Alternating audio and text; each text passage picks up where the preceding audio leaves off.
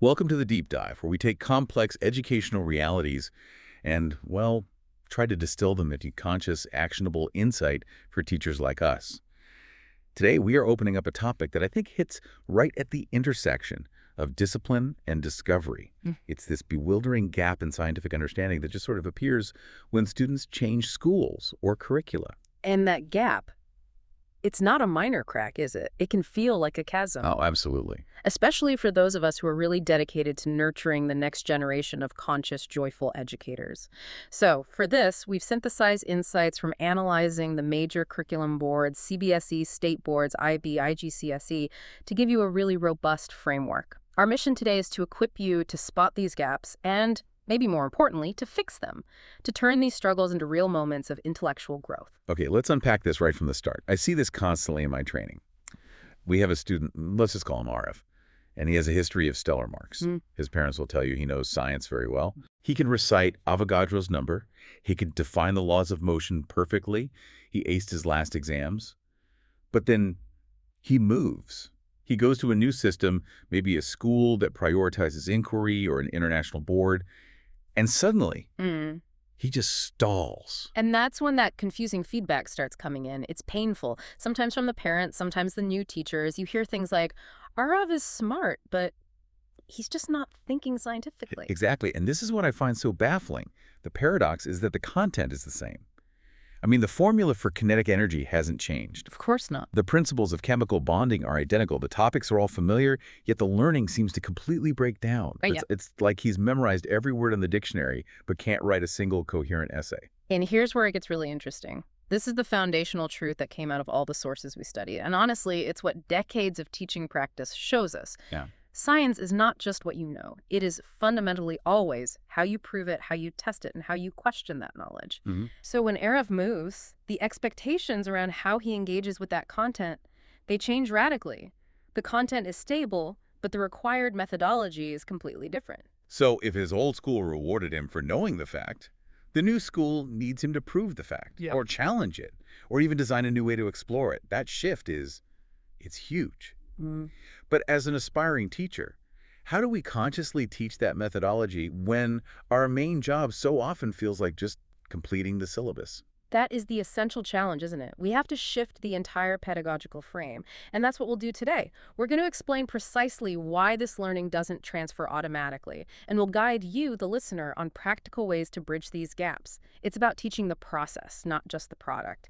And that focus really is the only path to universally transferable scientific knowledge, and ultimately to real scientific joy. Okay, so let's start with that fundamental clash in philosophy. In a lot of traditional educational settings, especially ones driven by high-stakes testing, and I see this dynamic all the time in parent-teacher meetings, the measures of success are really concrete. It's about covering the syllabus, memorizing definitions perfectly, and, the bottom line, scoring well in exams. That's the definition of success for so many. And let's be fair, those measures do build valuable academic discipline. They teach students to focus, to retain information, to perform under pressure. These are good things. Sure. But they are profoundly incomplete measures of true scientific literacy. Right. We have to contrast that traditional view with how global education systems and the global scientific community, for that matter, define scientific mastery. The emphasis shifts completely. It's all about active processes. We're talking about disciplined inquiry, rigorous experimentation, testing a hypothesis until it holds up. It's all about evidence-based reasoning. So when a student like Arav moves from a system that values retention to one that values application and analysis, the meaning of good at science it changes overnight. Exactly. It's not just that the goalpost moved. It feels like the very definition of a successful player has changed. You're not even playing the same sport anymore. And this is where the concept of conscious teaching becomes so critical. We have to stop viewing science as just another subject to be consumed and start seeing it as mental training. Mental training. I like that. It's a tool for navigating the world, not just the subject you have to pass an exam in. Could you maybe elaborate on what those specific tools are? I mean, what qualities specifically are we trying to cultivate when we teach science consciously? Certainly. True science education cultivates 4 essential qualities that make up that transferable knowledge. First, and maybe most importantly, curiosity. That innate drive to ask why and how. Right. Second is meticulous observation, the ability to see and record what's actually happening without bias. Hmm. Third is systematic experimentation, controlling variables, designing valid tests. And fourth is rigorous logical inference, which is really just the skill of building a sound argument from the evidence you've gathered. That makes the distinction so clear. A student who only memorizes facts might ace a written test. Which rewards retention. Exactly.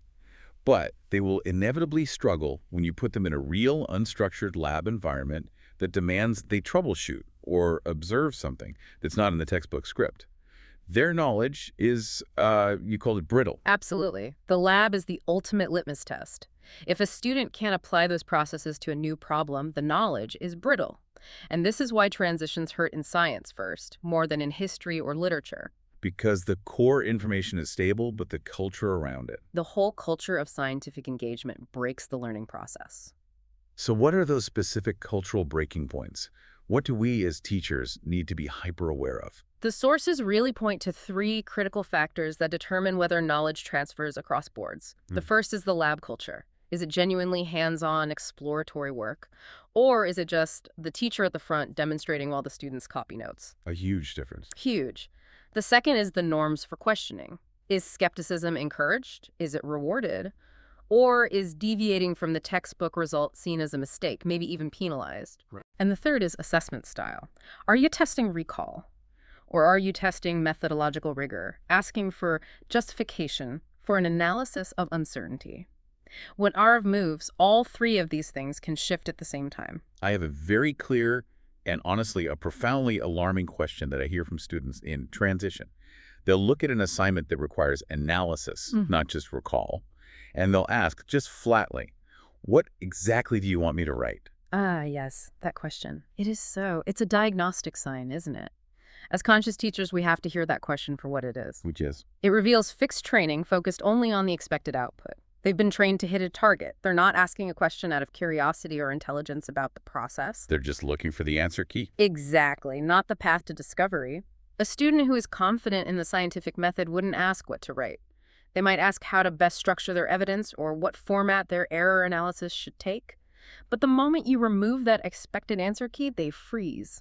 And this leads us right to what you called the biggest blind spot in our system, something that institutions and parents often share. This easy assumption that, well, labs are happening in school, so science must be being learned. And we know the reality is often very different. Labs get rushed, experiments get demonstrated by the teacher, which turns an active investigation into a passive lecture. Or worse. Or, most alarmingly, results just get copied from the textbook, from last year's notes, from a quick Google search, just to meet the requirement. So if the whole purpose of the lab is just to check a box or confirm a known result without any possibility of failure, then it completely fails its core scientific purpose. The sources are so clear on this. Science without rigorous hands-on inquiry is just theory wearing a lab coat. It looks the part, but the essential mental training, the ability to deal with messy reality and unexpected outcomes, is just not there. Okay, let's zoom in on the CBSE approach. It governs a massive number of students and really sets the standard for academic discipline in India. The sources outline its traditional focus pretty clearly. Textbook mastery, highly structured experiments with fixed outcomes, and practicals that are strictly aligned with board exams. And it's important to start by acknowledging the strengths of that system. It really does build discipline. It creates systematic work habits, respect for structure, a methodical approach to a huge syllabus. These are invaluable traits. But there's a flip side. There's a big caveat. The silent lesson the student often absorbs is follow the steps, get the expected result. And while that promotes discipline, it can inadvertently stifle genuine independent inquiry. Success becomes about conformity. I get that, but I have to push back a little here with a practical question. If you're a teacher with 60 students in a class, how are you supposed to assess deep proof and methodology for every single one of them? Isn't the CBSE structure almost forced to prioritize quick, measurable output, even if it sacrifices some of that deeper inquiry? That is a critical constraint. You're right to highlight the practical difficulty of scale. Teachers are under immense systemic pressure. The system is incredibly efficient at teaching how to comply with a protocol, follow the titration steps perfectly. Right. But it's much less effective at teaching why that protocol exists, or even more critically, how to troubleshoot when the protocol fails, which is often the most illuminating part of the entire scientific process. But the sources also point to some forward momentum. There's been this big structural shift in the CBSE curriculum, competency-based questions, application problems, case-based science. Yes, and this is a vital point. These reforms are explicitly designed to align the system with global standards. And for our listeners, it's important to understand what that looks like. A competency-based question isn't asking for the definition of gravity. No. It's presenting a scenario. A child drops a ball. Now, design an experiment using a stopwatch and a meter stick to measure the acceleration. Justify your method. Analyze your potential errors. It requires a whole different way of thinking. That's the reform on paper. But as a trainee, I see a bit of a disconnect on the ground. Despite this push, a lot of CBSE labs still seem to prioritize completion over curiosity. Teachers are under so much pressure to cover the material for the boards that they just repeat the standard experiments. Deviation. It's often discouraged because it takes time they just don't have. This is the ground reality we have to address, and we need to help teachers clearly differentiate between lab obedience and genuine scientific thinking. The student knows what result is expected. The copper sulfate should turn from blue to colorless. They know the answer before they even start. Exactly, but they often have no deep understanding of why a deviation might matter or how to troubleshoot it. That rigid adherence to the expected outcome just crushes their capacity for critical analysis. And this leads us straight back to Urav's struggle. When he moved from that fixed outcome CBSE environment to, say, an IB program where unexpected results are actually opportunities for high-level analysis, where does he struggle the most? Our sources point to 3 really acute friction points. First, designing an experiment from scratch. Defining the method, the variables, the controls. Second, formulating a solid, testable hypothesis. Not just a guess, but a statement based on prior knowledge. Okay. And third, analyzing unexpected results with intellectual rigor instead of just dismissing them as, I made a mistake. So in his old system, an unexpected result was basically a failure on his A part. failure of execution, a deviation from the script. Now, it's the main course of the analytical meal. They come into this new system wanting to ask, is my answer correct? But the new system is demanding, is your methodology sound? Is your reasoning logical, even if the result is weird? It's a profound shift. It's a shift from a binary correct and correct to a deep evaluative assessment of the process. So as mentors, how do we guide a conscious teacher in that CBSE framework? How do they prepare students for this without sacrificing the discipline the board requires? Our guidance has to be about restoring curiosity. We don't need to overhaul the whole syllabus. It's a conscious shift in emphasis. We can use targeted strategies. First, a pre-lab prediction challenge. Before they start a known experiment, make them write down a justified hypothesis. Then, and this is key, ask them to predict 3 specific ways the experiment might fail. It forces them to think about variables. I like that. Second, treat error analysis as curriculum. When an experiment gives a bad result, don't let them just restart or copy the right answer. Spend 10 minutes analyzing why. Was it the temperature? An impurity?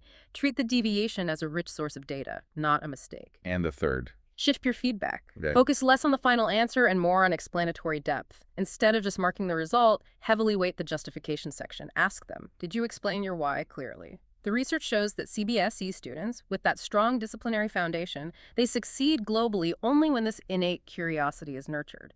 That conscious effort is what makes their knowledge elastic, not brittle. Okay, so moving on to the state boards. Here we find a different and often more acute set of challenges.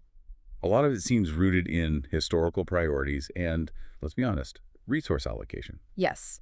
The state board reality, as the sources detail, often means a very heavy emphasis on dense theory. Lab schedules are rushed, if they exist at all, and practicals can become, well, administrative formalities. Right, often due to real infrastructural constraints. Outdated equipment, not enough trained lab assistants. And this systemic reality means that science often becomes primarily a memory-based subject. It's very definition-heavy, it's exam-centric.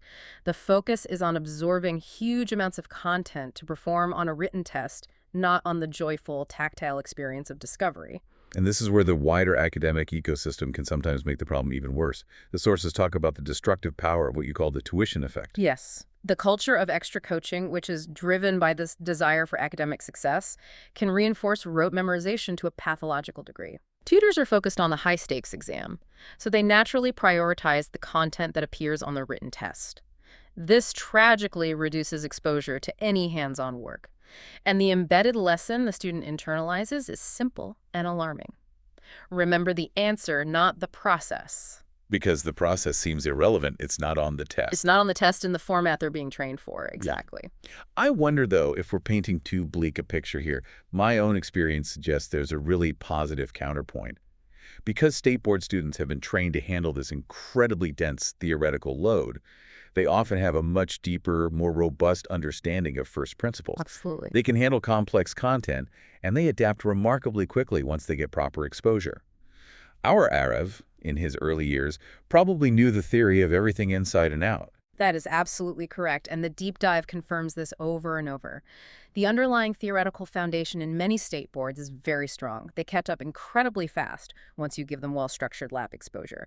The problem isn't their content understanding, it's the contextual application. They have the map, they just haven't walked the terrain. A perfect analogy, yes. So for a conscious teacher in this environment, the goal isn't to fix the theory. It's often excellent. It's to urgently provide that experiential context. But how? How do we provide that lab exposure if we're in a school where the labs are genuinely lacking or underfunded? We can't just wait for a massive infrastructural overhaul. And this is where the wisdom of conscious teaching meets pure practicality. We have to embrace a new principle. Labs are not buildings, they are experiences. I love that. If the school can't provide the building, we have to bring the experience to the student. And the sources give us several actionable, low-resource solutions. First, we have to rigorously use virtual labs and simulations. There are so many high-quality free simulations out there from good universities. Right. They let students manipulate variables for complex, expensive, or even dangerous phenomena. It's safer, it's faster, and you can repeat it endlessly, which builds intuition. And another one. Second, promote kitchen science and household experiments. This just democratizes science. It makes it joyful and immediate. You can use red cabbage juice as a pH indicator, baking soda and vinegar to demonstrate gas laws, yeast and sugar to explore fermentation. This teaches students that science isn't confined to some pristine special room. It's literally everywhere. It breaks down that barrier. Completely. Third, organize science workshops and excursions. Partner with a local university or a community center that has facilities. One single trip per semester to a professional lab can give a student more genuine exposure than a whole year of rushed school practicals. And finally, we have to rigorously encourage project-based learning. Give them a small-scale, open-ended investigation, and the core requirement must be error analysis and variable control, even if their lab is the kitchen table. We have to consciously create these experiences to bridge that gap. Okay, now let's shift our focus to the International Baccalaureate, or IB model. Yeah. In many ways, this is the global standard that other boards are kind of aiming for with their reforms. Its whole focus is on inquiry, rigorous experimental design, those famous internal assessments, or IAs. The IAs. And this detailed reflection on the entire scientific process. The ID methodology is fundamentally built to assess thinking, not just memory. And that's across all the sciences. The assessment heavily weights your methodology, your evaluation, your analysis. It can be 20–30% of your final grade. Wow. Students have to document every single decision, justify every failure, and provide evidence for every conclusion. It demands a level of metacognition about the scientific method that is quite unique. And that focus on documentation and process must be why IB students generally transfer so successfully to university or global research settings. They do. They transfer well because they are trained not just to perform an experiment, but to reflect on their performance. They have to design their own experiments, justify their methods, analyze their errors honestly, and this is maybe the most important part, comfortably accept and quantify uncertainty as just part of the process. That ability to embrace the unexpected, to see a failed experiment not as a failure, but as a rich source of data. That's scientific maturity, isn't it? It is the very definition of scientific maturity. It's the ability to say, the result was unexpected, here's why, and here's how I would change the experiment next time to reduce that error. They are rigorously trained in failure analysis, which is the engine of scientific progress. Which is a stark contrast to the students from fixed outcome systems like our AREF, who often fear an unexpected result because they think it means they're wrong. However, the IB model, for all its rigor, isn't a silver bullet. And the challenges are often dangerously underestimated. The sources flag some specific risks. For one, demands very strong academic writing skills, incredible time management, and disciplined, independent documentation. If those skills are weak, the science itself can suffer. This is a critical warning for the conscious teacher. The IB system operates on the assumption of a highly motivated, self-disciplined student. If parents and teachers disengage, or if the student just lacks that foundational discipline, the IAs become weak, the inquiry becomes shallow, and the learning can become dangerously superficial. So inquiry without disciplined execution, it can just devolve into confusion or procrastination or, plagiarism or frantic last-minute work. Absolutely. You end up with the appearance of a high-level scientific investigation without any of the actual intellectual rigor. The sources detail specific failure points we have to watch for. IB science fails when experiments are rushed just to meet a deadline. It fails when the critical reflection sections are copied or just poorly done. And it fails when the IA is treated as solely school's job, with no guidance from home on long-term project management. It sounds like it demands a huge amount of active training. You have to actively and consciously train this thinking through mentorship and consistent feedback. You can't just assume it happens because they enrolled in the program. Could you break down what that methodological rigor looks like in practice? What are the components of the assessment that demands so much? It really revolves around 3 core criteria in their lab reports, their IAs. First is personal engagement and exploration. This is where the student has to show genuine curiosity. They define their own research question, design a rigorous methodology. It demands creativity and practical planning. Second is analysis and conclusion. This is the high-level data handling. Presenting raw data, processing it with mathematical rigor, extracting meaningful conclusions that are quantified with error analysis. They have to understand statistical significance. And the third? Evaluation. This is arguably the most demanding part. The student has to evaluate their entire investigation, identify specific strengths and weaknesses in their own method. They have to suggest plausible, detailed modifications for future research. This is where scientific maturity really shines, the ability to be self-critical and forward-thinking. So the teacher's role in IB is less about just delivering content and more about being this incredibly rigorous critical guide. Precisely. IB science works best under specific, non-negotiable conditions. When curiosity is consistently encouraged, when documentation is treated as a critical skill in itself, and when mistakes are rigorously analyzed as learning moments, not punished. When those conditions are met, the deep dive confirms that these children can adapt to any global science system. They become methodology experts. They know how to learn, how to prove, and how to reflect. And that transferability is the ultimate joy of their science education. That brings us, I think, to a nice synthesis of our deep dive. As conscious teachers, our mission seems clear. It's about cultivating a globally transferable science mindset in every student, no matter what board we're teaching under. The syllabus is temporary, but that mindset is permanent. Exactly, and this journey requires deep introspection from us. So to help teachers and parents diagnose where a student currently stands, we can use 4 diagnostic questions that really cut through all the complexity. Ask yourself these 4 questions about Arav or about any student you're mentoring. First, can my child design a simple experiment, even with just household items, to test a concept they just learned? Second, can they explain their results logically, using evidence, justifying every step, instead of just repeating a definition from a book? Third, can they accept and rigorously analyze an unexpected outcome without seeing it as a personal failure? And fourth, can they think beyond the textbook?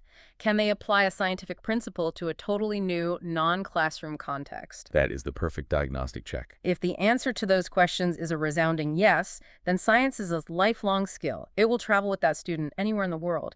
But if the answer is no, then no amount of syllabus completion or high test scores will compensate for that missing foundation later in life. It seems the journey to becoming a conscious, joyful teacher is really about recognizing that the deepest knowledge isn't about knowing the answers. It's about mastering the process. It's about learning how to question, how to test, how to fail productively, and how to reason again based on new evidence. If we consciously build that method, then international standards don't feel foreign anymore. They just become a new platform to show how conscious our teaching has been. So here is a provocative thought for you, the learner and the teacher, to mull over. How can embracing and rigorously analyzing the unexpected results in your own classroom today, the messy reality of science, how can that lead to a breakthrough in your students' deep understanding tomorrow? Let that intentional shift in focus guide your teaching and transform simple obedience into genuine inquiry.